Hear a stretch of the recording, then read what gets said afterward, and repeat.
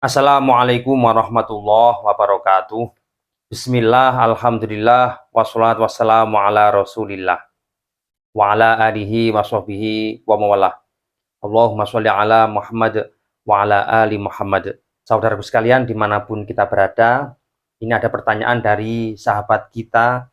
Bagaimana jika kita kurban sapi atau kambing betina, lalu kemudian anaknya lahir? Bagaimana status anak tersebut? Apakah termasuk bagian dari hewan kurban itu sendiri atau justru memiliki status yang lain?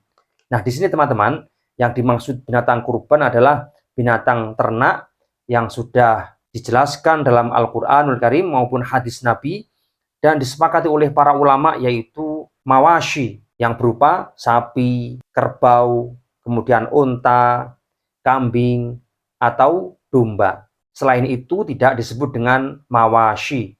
Mawashi itu binatang ternak yang berkaki 4.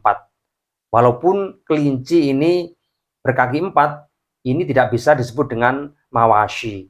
Sehingga ketika seseorang memiliki ribuan ternak kelinci, ini tidak bisa berkurban dengan kelinci.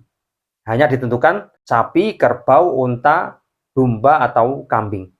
Nah, jika ada seseorang berkurban dengan binatang ternak wanita atau betina dan dalam keadaan hamil, lalu anak yang ada di dalam kandungan itu statusnya bagaimana?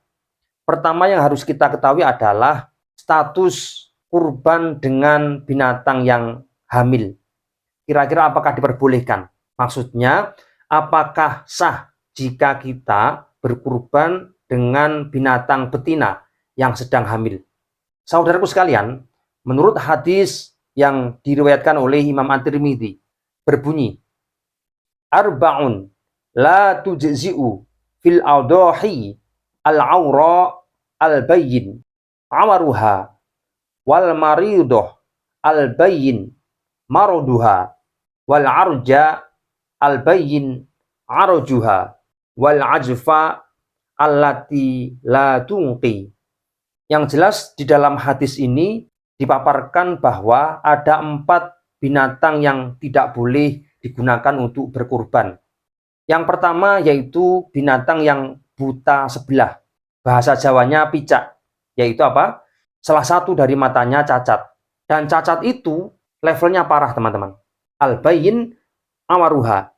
Kemudian yang tidak boleh digunakan untuk berkurban yaitu binatang yang memiliki sakit parah, yaitu al-mariudoh al-bayyin maroduha.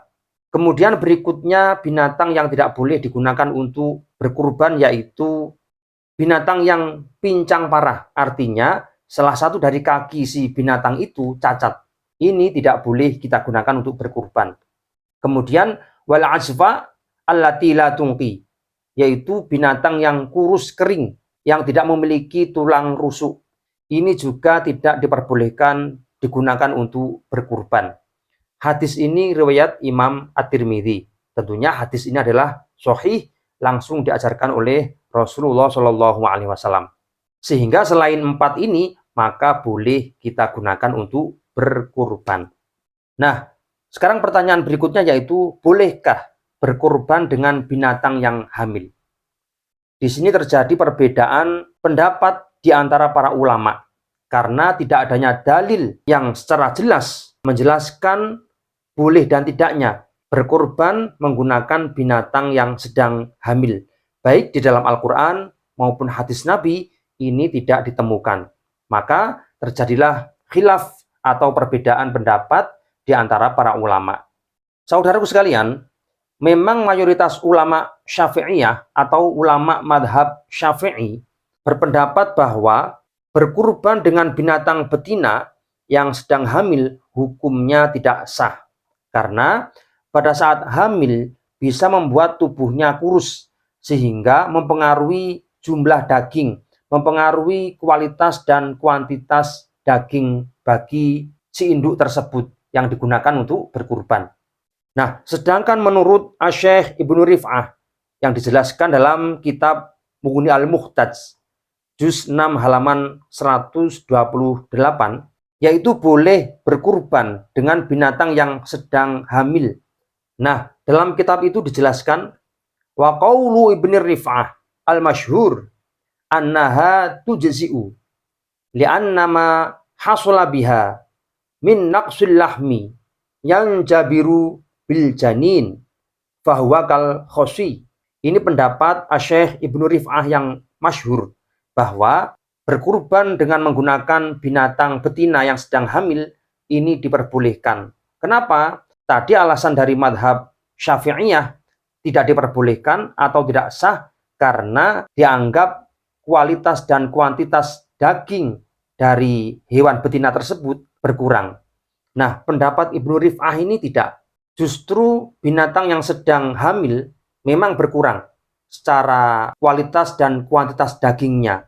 Namun bisa tertambal atau tergantikan dengan janin atau bayi yang ada di dalam kandungan si betina tersebut. Nah, ini disamakan dengan binatang jantan yang mana kulit telur testisnya ini hilang. Nah, ini juga tetap sah digunakan untuk berkurban. Nah, lalu jika terpaksa berkurban dengan binatang yang sedang hamil, kira-kira status anaknya seperti apa? Jika mengikuti pendapat yang memperbolehkan berkurban dengan binatang betina.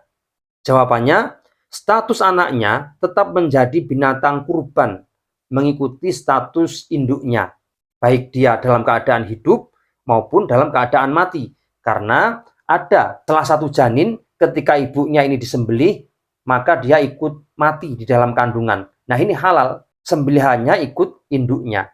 Namun bagaimana status kurbannya?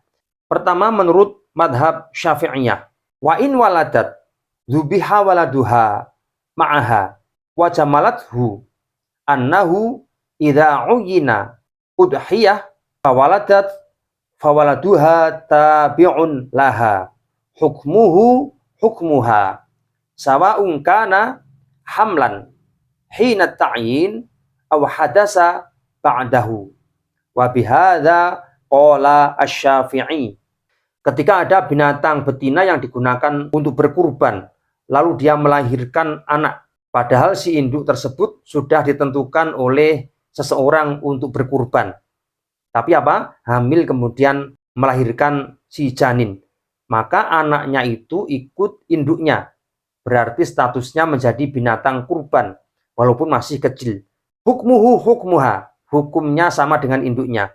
Sawa'un kana hamlan hina ta'yin aw hadasa ba'dahu.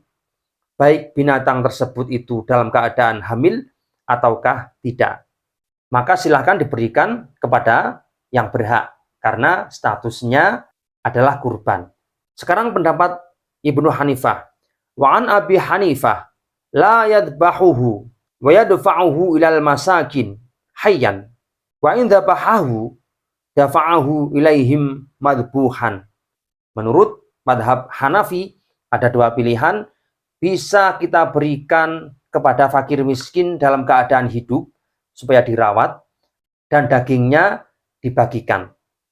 Nah, kesimpulan dari apa yang kita bahas ini adalah jika janin yang lahir dari induk kurban tersebut ingin disembelih, maka bagikan kepada fakir miskin dalam bentuk daging, dan jika dia masih hidup, maka sedekahkanlah kepada fakir miskin dalam keadaan hidup dan statusnya sebagai binatang kurban sama dengan induknya. Semoga bisa difahami. Sekian, wallahu a'lam bishawab. Assalamualaikum warahmatullahi wabarakatuh.